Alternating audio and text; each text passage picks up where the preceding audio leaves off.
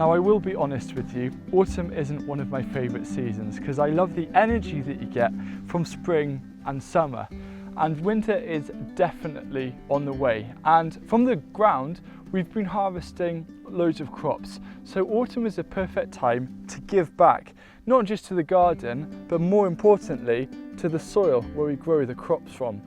And in this video I'm going to show you how I prepare raised beds ready for winter to guarantee really good results next year, and this is a key part of my gardening calendar.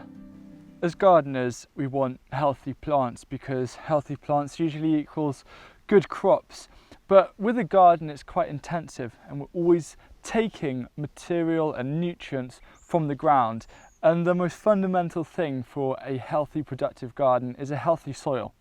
And because we're taking so much, we need to look after and cherish the soil, because soil isn't just made up of organic matter and rock particles broken down. It's also made up of billions of tiny microbes that we can't see that help make nutrients plant available and also fend off the bad guys. So autumn usually involves quite a bit of clearing, and what I used to do was just take the whole plant out and grab the whole thing and take the roots out. And just so you know, I will be saving these pods for seeds. These are yin yang beans, they have an awesome bean. But what I should actually be doing is just removing the top part and leaving the roots in.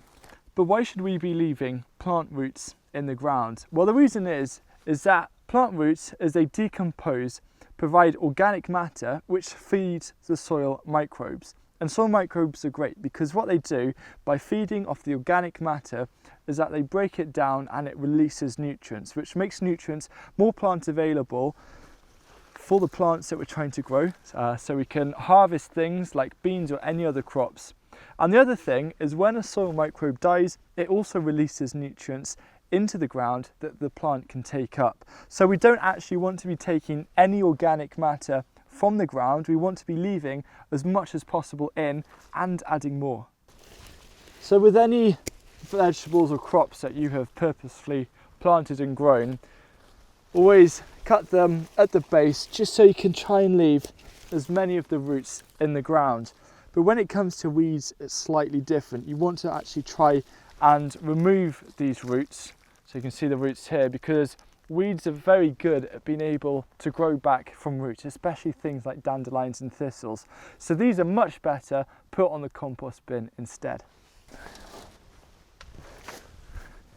So as you can see, I've cleared the bed of weeds. I've still got chard that I'm just going to leave in over winter because we'll get some new growth in spring, so some lovely green leaves in spring that is really valued at that time of year.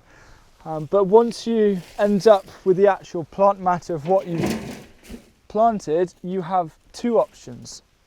The first option is you can place this material on the compost bin, and that's absolutely fine. But the second option is to use the chop and drop method. So the idea with this is that these plants have taken nutrients from this soil, and all you're doing is chopping this up finely, which is what I'm going to do now, and then you'll then be placing it back onto the soil in the form of organic matter, and it's just going to provide that extra bit of fertility, and it has all of winter to break down. And when you place stuff like this organic matter on the surface of the soil, it breaks down a lot faster than if you put it in a compost bin.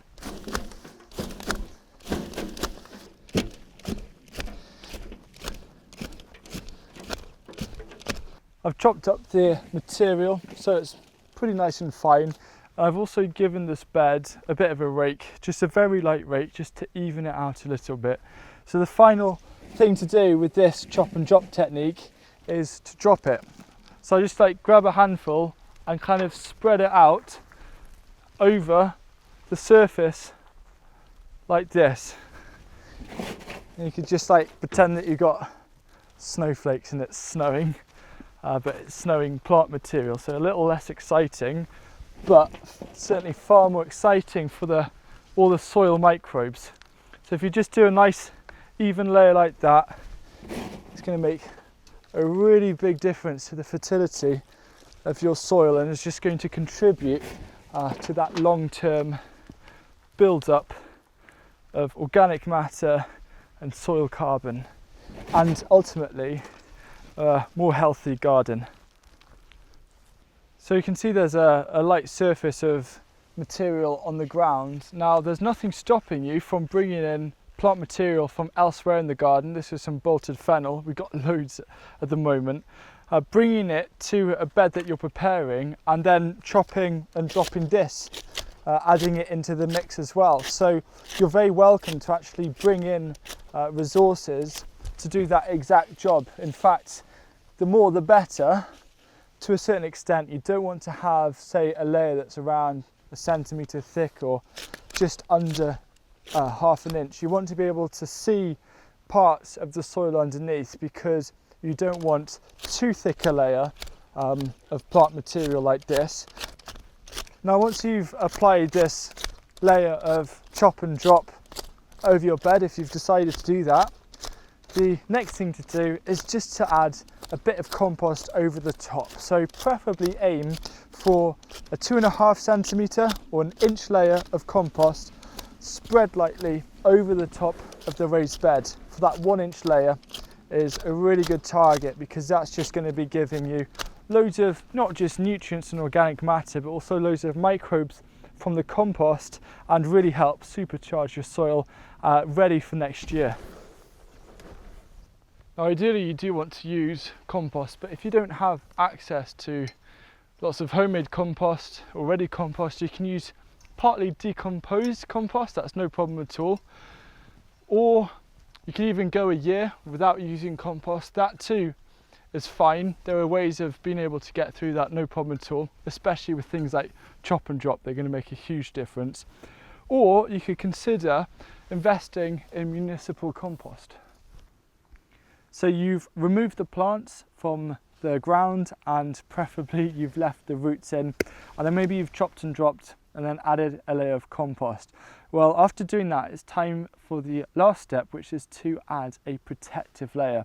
Now this isn't ideal, this is plastic, but if you already have plastic, it's best to use it and make the most of it, because it'll be a waste not to really utilize it. And then after that has come to the end of its life, use something far more organic like cardboard or newspaper. And with newspaper, if you just give it a little rub and you don't get a big thick black smudge on your finger, then it doesn't have any petroleum ink and it's safe to use on the ground.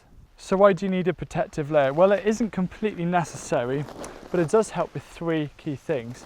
The first is weeds. The worst thing is starting a growing season and you look at your raised beds and it's full of weeds. And that is a main reason why I like to put a protective layer over the raised bed, because it means I can really hit the ground running in spring. All I need to do is lift off the covering and the ground underneath is ready to plant directly into.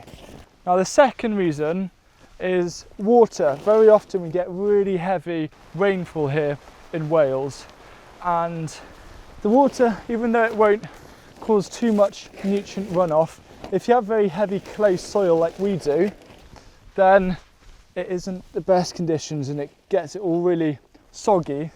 And then the third thing is warmth. If you use a dark covering like this, it helps warm up the soil in spring, which again is going to help anything that you sow into it afterwards or plant out.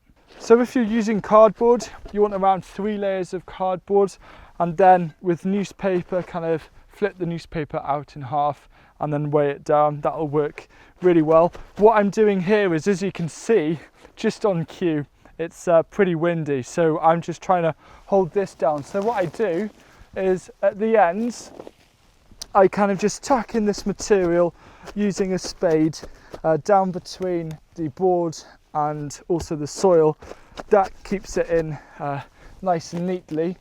And then what I'll do after this around here, like I've actually done for the bed to my left, is put down some wooden posts, and that is just really going to help keep it in place all through winter.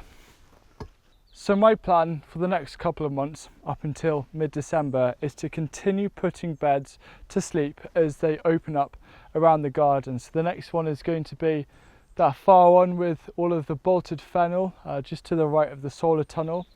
Now some beds are going to have winter vegetables in them, like this leek bed. So what should you do in this situation? Well, it's really simple.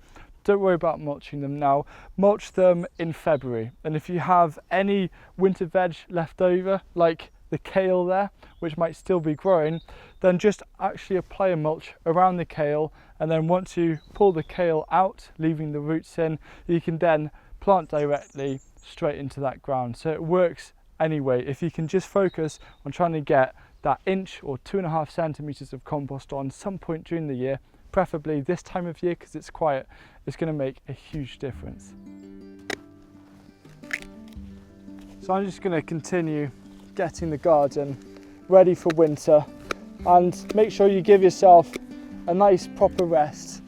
And if you're looking for something to do, you may be interested in checking out an online course that I did back in May, which is designed about being a more efficient gardener and then in turn having a far more productive garden. So if that sounds interesting to you, you can find out more at morefoodlesseffort.com, and I look forward to seeing you again soon in another video.